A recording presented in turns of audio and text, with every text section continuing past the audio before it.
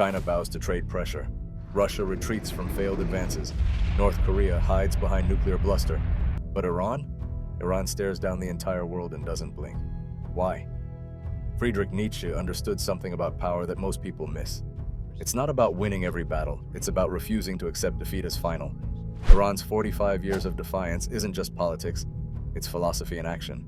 And here's what the West keeps getting wrong. They think Iran is irrational. But what if Iran is operating on a completely different definition of rationality? One that makes perfect sense once you understand the game they're actually playing? Most people think geopolitics is about resources, territory, alliances. But Iran's leadership operates on something deeper. Ali Khamenei didn't just study Islamic jurisprudence, he studied philosophy.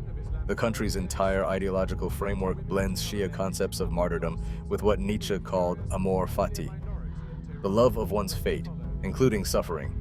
Nietzsche wrote, "He who has a why to live can bear almost any how." Iran found its why in 1979. Complete sovereignty, spiritual and political independence from what they see as a corrupt Western order.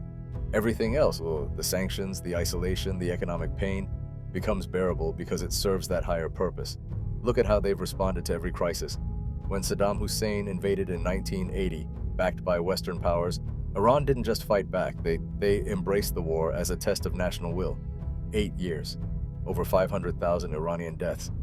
And they never considered surrender. During the worst days of the Iran-Iraq War, when chemical weapons were falling on Iranian cities and the economy was collapsing, Ayatollah Khomeini made a speech that perfectly captured their mindset. He said the war wasn't about territory anymore, it was about proving Iran could endure what others couldn't. That wasn't military strategy, that was Nietzschean philosophy. Becoming stronger through suffering. This is why Western sanctions have had the opposite effect everyone expected. Each new round of economic pressure doesn't weaken Iran's resolve. It strengthens their narrative. They're not just surviving despite Western hostility, they're thriving because of it.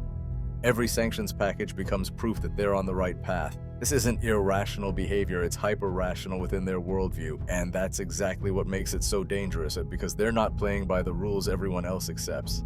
Think about Iran's nuclear program.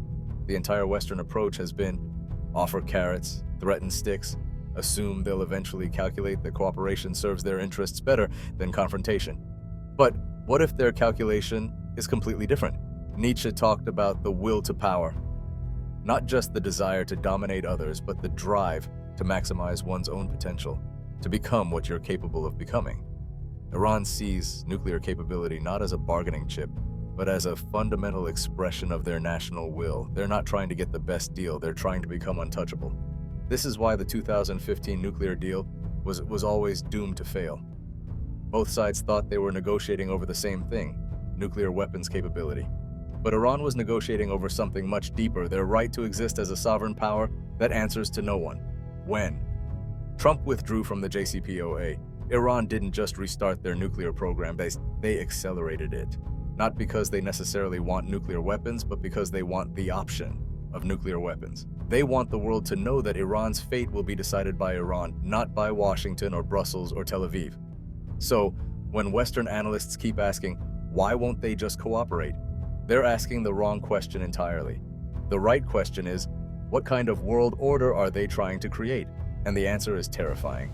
Nietzsche's concept of the Übermensch, the overman, isn't about being superior to other people. It's about being superior to conventional morality, about creating your own values instead of accepting someone else's. That's exactly how Iran's leadership sees their country. They don't see themselves as a rogue state or a pariah. They see themselves as pioneers of a new kind of sovereignty, one that doesn't depend on Western approval or integration into Western-designed institutions. They're not trying to rejoin the international community. They're trying to prove you can succeed outside it. Every Iranian achievement in technology, space exploration, regional influence, it's all designed to prove the same point. You don't need to bow to Western power to build a modern, capable state. You can chart your own course, define your own values, create your own version of progress. This is why Iran's influence keeps growing despite decades of sanctions. They're not just surviving economically, they're thriving geopolitically.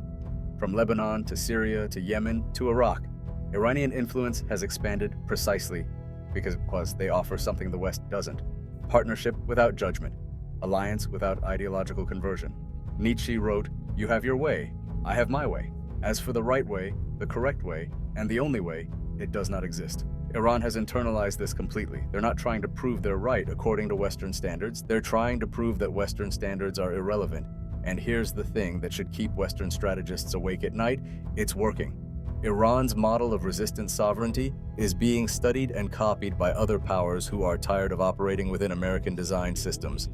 The multipolar world everyone talks about? Iran helped build the blueprint. Nietzsche didn't just predict this kind of power struggle, he practically wrote the playbook. In a world where the old certainties are crumbling, only the powers with the strongest will can redefine the rules of the game. Iran looked at the Western-dominated international order and said, "We don't accept your premises." 45 years later, they're still standing, still defiant, still growing stronger. That's not just foreign policy, that's philosophy in action. And whether you admire it or fear it, you can't ignore it. The question isn't whether Iran will eventually bend to Western pressure. The question is whether the West understands what it's actually up against. But Iran isn't the only power playing by Nietzschean rules. There's another leader who's turned the will to power into state doctrine, who's convinced his people that suffering makes them stronger, that isolation makes them pure.